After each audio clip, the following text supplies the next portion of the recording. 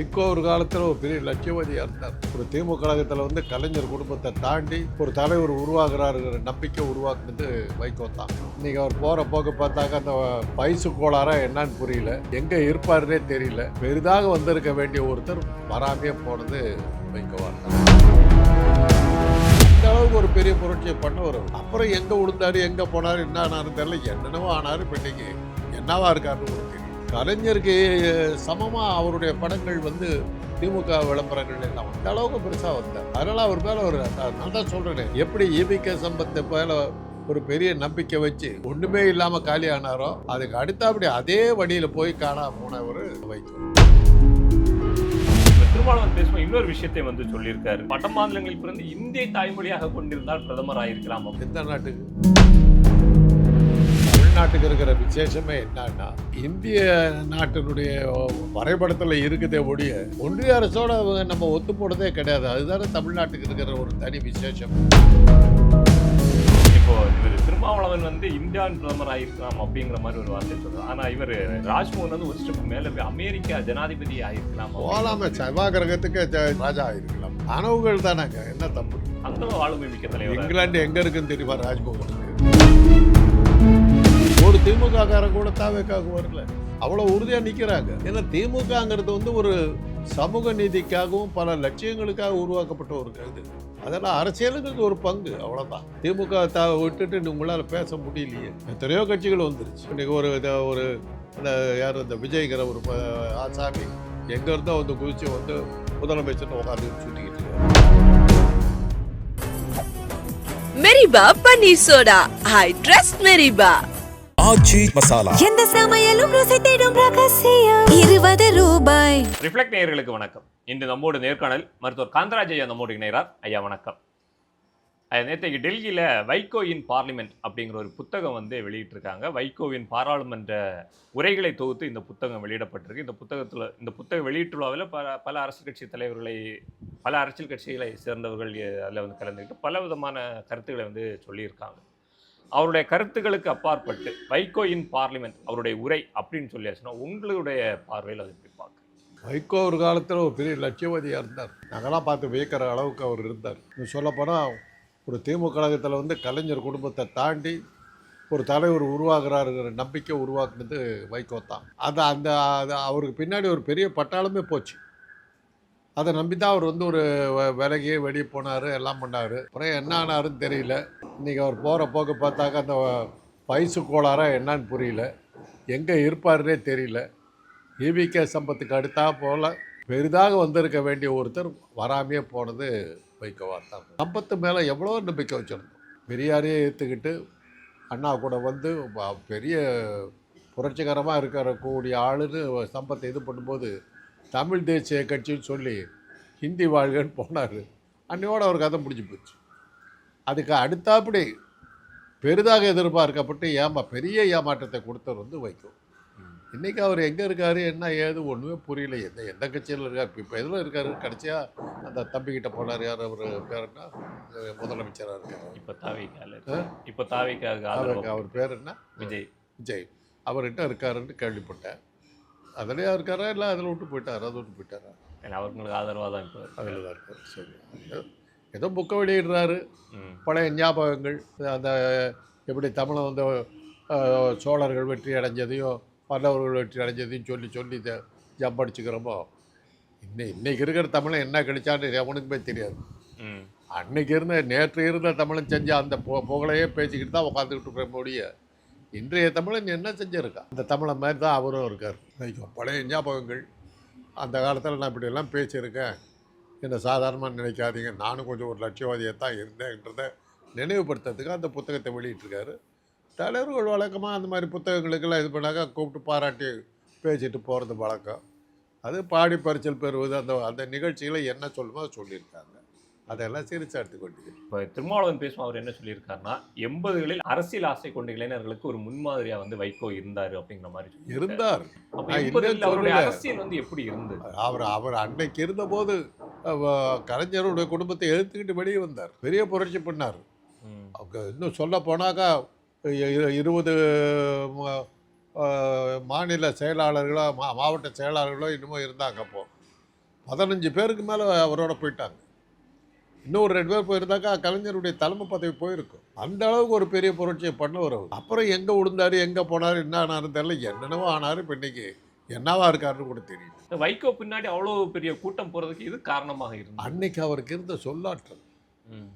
அவருக்கு இருந்த அந்த வேகம், பிரபாகரனை சந்திக்கிறது போன்ற பல புரட்சிகரமான விஷயங்களை எல்லாம் செஞ்சார். அவர் எல்லாம் செஞ்சார். பிரபாகரனை சந்திக்க போனது தான் அவருக்கு வந்த பெரிய இது. ஏன்னா பிரபாகரன் தடை செய்யப்பட்ட போது, விடுதலை புலிகள் தடை செய்யப்பட்ட போது இவர் போய் பிரபாகரனை பார்த்தார். அது ஒன்றும் பிரபாகரன் நம்ம ஊரில் தான் இருந்தார். இன்னும் சொல்லப்போனால் எங்கள் வீட்டுக்கு ஏற்ற அப்படி தான் இருந்தார், கூட்டியிருந்தார். சாந்தமில் தான் இருந்தார். எங்கள் வீட்டுக்கு அடிக்கடி சாப்பிடலாம். அவர் ரொம்ப எளிமையான மனிதராக இருந்தார். அவர் தலைவராகி அவர் ஒரு இந்தியாவுக்கு ஆபத்தானவர் சொல்லி இந்திய அரசாங்கம் அந்த விடுதலை புலிகளை தடை செஞ்ச பிறகு இவர் போய் பார்த்தது கலைஞருடைய ஆட்சிக்கு ஆபத்தாக முடிஞ்சது. உங்களையே டிஸ்மிஸ் பண்ணக்கூடாதுன்னு கேட்டாங்க. அதனுடைய விளைவு தான் கலைஞர் வைகோவை வெளியே அனுப்பிச்சார். அது ஒன்றும் கலைஞருக்கு சமமாக அவருடைய படங்கள் திமுக விளம்பரங்கள் எல்லாம் அந்த அளவுக்கு பெருசாக வந்தார். அதனால் அவர் மேலே நான் தான் சொல்கிறேனே, எப்படி ஈபிகே சம்பத்தை மேலே ஒரு பெரிய நம்பிக்கை வச்சு ஒன்றுமே இல்லாமல் காலி ஆனாரோ, அதுக்கு அடுத்தபடி அதே வழியில் போய் காணாமல் போனவர் வைகோ. பெரிய எதிர்பார்ப்பை உண்டாக்கி ஏமாற்றத்தை உண்டாக்குனவர் வைகோ. அவர் திருமாவளவன் பேசும்போது இன்னொரு விஷயத்தை சொல்லியிருக்காரு. இவர் தமிழ்நாட்டில் இல்லாமல் வட மாநிலங்கள் பிறந்திருந்தால் இந்திய அப்படின்னா பிரதமராக இருக்கலாம் அப்படிங்கிற மாதிரி அவர் பேசியிருக்கார். எந்த நாட்டுக்கு? அதெல்லாம் பிரதமர் கனவெல்லாம் ஒரு நேரத்தில் கலைஞருக்கு வந்தது. அவருடைய பேச்சு நம்ம 2 விஷயத்தை பார்க்க வேண்டியதாக இருக்குது. ஒன்று என்ன சொல்லியிருக்காங்கன்னா, வட மாநிலங்களில் பிறந்து இந்தியை தாய்மொழியாக கொண்டிருந்தால் பிரதமராக இருக்கலாம் அப்படிங்கிற மாதிரி சொல்லியிருக்காரு. அப்போ தமிழ்நாட்டில் பிறந்து தமிழை தாய்மொழியாக கொண்டால் இந்தியாவுடைய பிரதமராக முடியாது. இந்தியாவுடைய நம்ம தமிழ்நாட்டுக்கு இருக்கிற விசேஷமே என்னன்னா, இந்திய நாட்டினுடைய வரைபடத்தில் இருக்குதே ஒழிய ஒன்றிய அரசோட நம்ம ஒத்து போடுறதே கிடையாது. அதுதானே தமிழ்நாட்டுக்கு இருக்கிற ஒரு தனி விசேஷமே. எல்லா மாநிலங்களும் நம்மளை தானே பார்க்குறான். ஒன்றிய அரசுக்கு கண்ணை விரல விட்டு ஆட்டுறதா இருந்தால் தமிழ்நாடு தான் அப்படிங்கிற நம்பிக்கை தமிழ்நாட்டு மேலே தான் இருக்குது. இன்றைக்கு ஒரு அது இருக்குது இல்லை. ஏதோ இப்போ இந்த விஜய் தம்பி வந்திருக்குது, அடிமையாக போய் நின்றுக்கிட்டு இருக்குது, அது வேறு விஷயம். அது வரலும் மோடியால் ஒன்றும் செய்ய முடியாத ஒரு மாநிலமாக தான் இது இருந்தது. திரும்பி போக மோடின்னு வேறு எந்த மாநிலத்தினுமே சொல்லி தடையெல்லாம் பண்ணாங்க. பலூனில் கட்டி பிளேன்லேருந்தே ஒரு கருப்பு கொடி கட்டினாங்கல்ல. அந்த அளவுக்கு மோடி கண்ணில் விரல விட்டு ஆட்டின மாநிலம் தமிழ்நாடு. அதனால் நாம் பிரதமர் கலைஞருக்கு அந்த பதவி வந்தது, பிரதம மந்திரி பதவி. தேவேகவுடாவா கலைஞரா அப்படின்ற மாதிரி ஒரு 3 பேர் வந்தபோது, கலைஞர் பேர் மூப்பனாரா அப்படின்னு வந்தபோது கலைஞர் பேர் முன்னாடி போச்சு. கலைஞர் ஏற்றுக்கலை. அதை ஏற்றுக்கிட்டாங்க இந்திய தேசியத்தை ஏற்றுக்கிற மாதிரி ஆகிடும், ஹிந்தியை ஏற்றுக்கிற மாதிரி ஆகிடும். இதெல்லாம் நமக்கு ஒத்து வராதுன்னு சொல்லி தான் அவர் அந்த பதவியை ஏற்றுக்க மாட்டாங்க. அந்த வகையில் அவ்வளோ பெரிய பதவிக்கு போய் உட்காந்துருக்கக்கூடிய ஒரு ஆள் வேண்டான்னு விட்டாருனாக்கா லட்சியத்தின் காரணமாக தான் விட்டார். அவ்வளோ பெரிய பொறுப்புக்கு வைகோ தகுதியான ஆளாக இருந்தார்.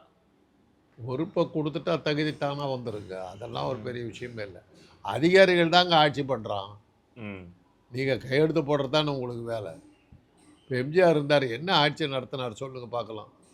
9 ஆண்டு கால ஆட்சி. அவருடைய ஆட்சியை பற்றி சிஏஜி அறிக்கை 9 ஆண்டு காலம் தமிழ்நாடு இருண்ட ஆட்சி காலம் அப்படின்னு சொல்லி தான் எம்ஜிஆர் ஆட்சியை சொல்கிறேன். எம்ஜிஆருடைய ஆட்சி காலம் பூரா தமிழ்நாட்டினுடைய இருண்ட காலம்ன்றாங்க.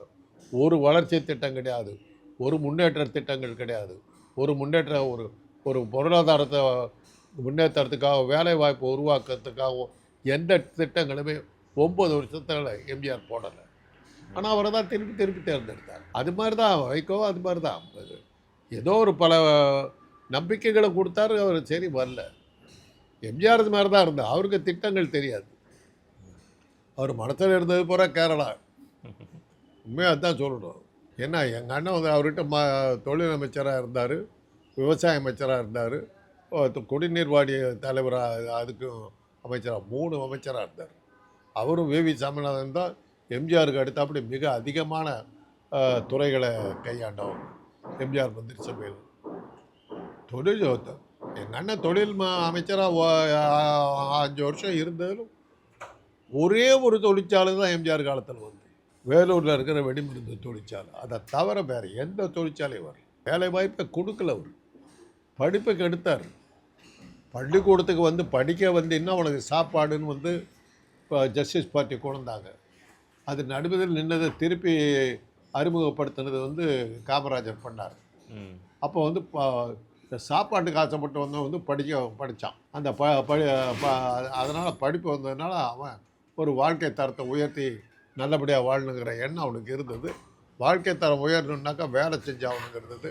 அது வேலை செஞ்சால் அது மாதிரிலாம் ஒரு வளர்ச்சி திட்டமாக அது இருந்தது. பள்ளிக்கூடத்துக்கு வரலன்னாலும் மத்தியானம் 1 மணிக்கு சோறு பள்ளிக்கூடத்தில் போடுவாங்கன்னு சொல்லி பண்ணிவிட்டார். ஒரு மஞ்சா எம்ஜிஆர் படங்களுக்கு பிளாக்கில் டிக்கெட் விற்றான். கரெக்டாக அந்த நேரத்தை வந்து தின்னுபிட்டு போயிட்டான். படிப்பு போச்சு. படிப்பு ஒழிச்ச புண்ணியாத்மா அவர். அந்த மாதிரி அவர் அது மாதிரி ஆட்சி தான் அவர் வைகோ கிட்ட கொடுத்தது தான். என்ன இருக்குன்னா இப்படி தான் ஏதாவது போயிருக்கும். ராஜ்மோகன், அமைச்சர் ராஜ்மோகன் அவர்கள் பேசும்போது வந்து ஒரு விஷயத்தை வந்து சொல்லியிருக்காரு. 1000 கோடி கொடுத்தாலும் அநாகரிகமாக பேச மாட்டார் வைகோ அப்படிங்கிற. அது இருக்கலாம். அது கண்ணியமான பேச்சாளர்ன்றதெல்லாம் அதில் மாறுபட்ட கருத்தெல்லாம் நம்ம சொல்ல முடியாது. தாக்குறதுல கூட கொஞ்சம் ஒரு நாகரிகம் இருக்கும். தரக்குறைவாக தேடி பார்த்தா கிடைக்கல. அந்த மாதிரி கொத்து பரோட்டா, வீச்சு பரோட்டா, இந்த கசாப் கடை லாங்குவேஜ் எல்லாம் இருக்காது.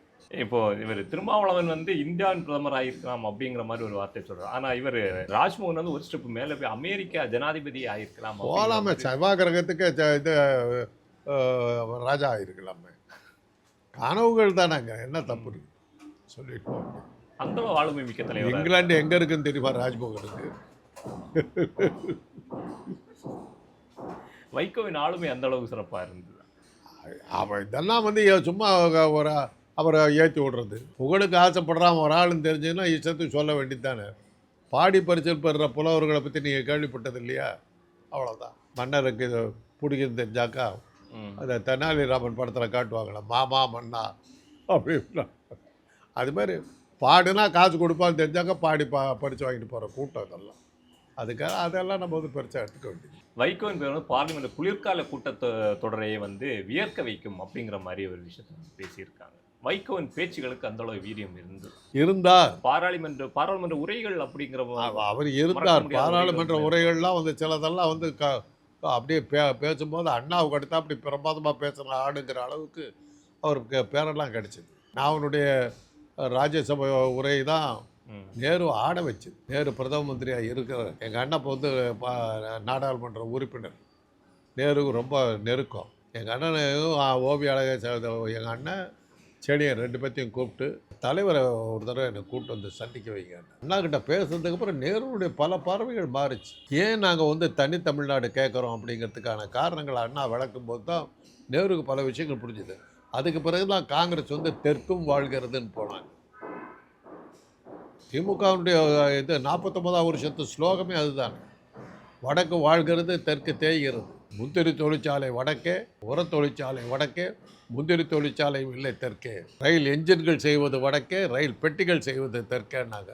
ஆனால் கெட்ட நேரம் பாருங்க, இன்றைக்கி அந்த உர தொழிற்சாலையெல்லாம் தேவையில்லாம போச்சு. இன்றைக்கி ரயில் என்ஜின்கள் அந்த இன்றைக்கி டீசல் என்ஜின்லாம் வந்ததுக்கு பிறகு அந்த ரயில் என்ஜின்கள் இன்றைக்கி தேவையில்லாமல் போச்சு. பெட்டிகள் தான் இன்றைக்கி நிற்கிது. கெட்ட எண்ணத்தில் செஞ்ச பல விஷயங்கள் நமக்கு நல்லதாக மாறிச்சு. இதெல்லாம் அந்த காலத்தில் அண்ணாவினுடைய அந்த இது வந்து திராவிட நாடு கோரிக்கை கைவிடும்போது நேருவுக்கு சொன்னார். அவர் என்ன காரணத்துக்காக நாங்கள் திராவிட நாடு கோரிக்கை வைத்தோமோ அந்த காரணங்கள் அப்படியே இருக்கின்றன. இன்றைக்கி வந்து சீன ஆக்கிரமிப்பு வருவதனால் நாட்டுக்கு ஆபத்து வர்ற நேரத்தில் ஒன்றா இருக்கணுங்கிறதுக்காக நாங்கள் அதை வந்து இப்போதைக்கு ஒத்தி வைக்கிறோம்னு சொன்னோம். ஆனால் அந்த நாட்டு பிரிவினைக்கான காரணங்கள் அப்படியே தான் இருக்குது. பெரியார் தான் சொன்னார்.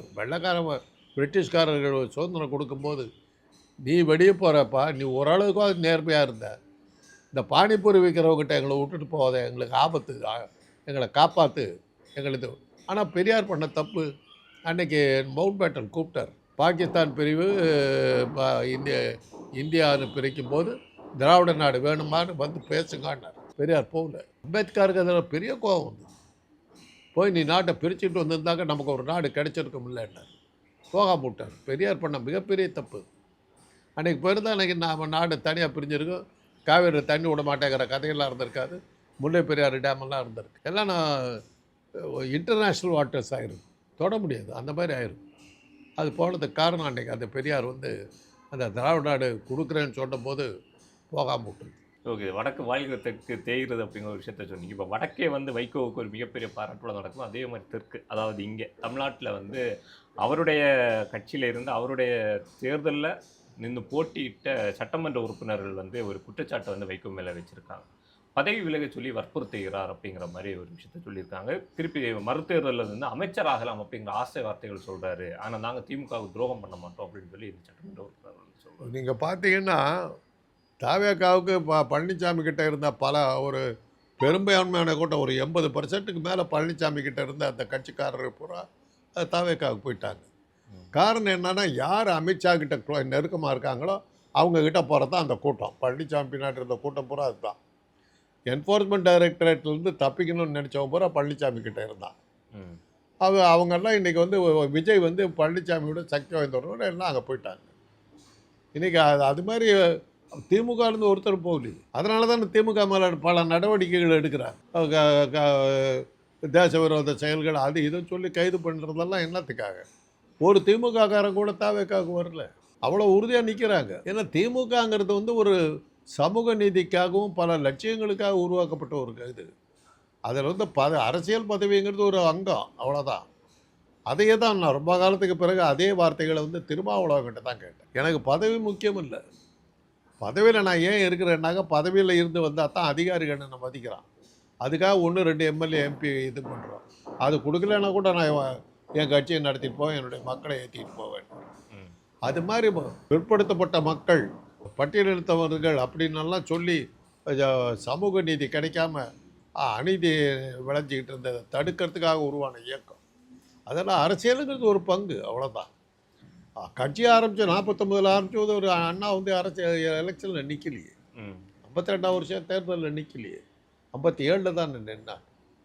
அதோடு நிற்கலையே. அவங்க 57 நின்னாங்க, 57 ஜெயித்தாங்க, 15 பேர் ஜெயித்தாங்க. அப்போயே நேருக்கு பயம் வந்தது, இது வளருது இந்த கட்சி. அதுக்கு தகுந்த மாதிரி இன்றைக்கு வரையிலும் திமுக விட்டுட்டு உங்களால் பேச முடியலையே. எத்தனையோ கட்சிகள் வந்துருச்சு, யார் யாரோ வந்துட்டாங்க.